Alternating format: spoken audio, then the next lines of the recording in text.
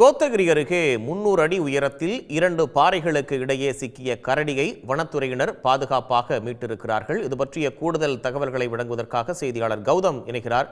கௌதம், என்னென்ன உபகரணங்களை எல்லாம் கொண்டு அந்த கரடி மீட்கப்பட்டிருக்கு? நீலகிரி மாவட்டம் கோத்தகிரி அருகே உள்ளது கரிக்கியூர் பகுதி.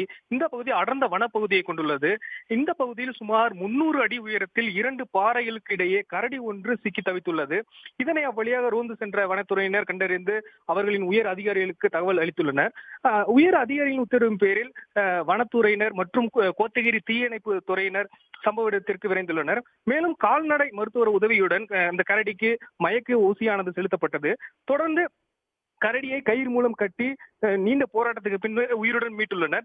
மேலும் அந்த கரடிக்கு சிகிச்சையானது அளிக்கப்பட்டு அடர்ந்த வனப்பகுதியில் விடப்பட்டுள்ளது. கூடுதல் தகவல்களுக்கு நன்றி கௌதம். உடனுக்குடன் செய்திகளை தெரிந்து கொள்ள சன் நியூஸ் பெல் ஐகானை கிளிக் பண்ணுங்க.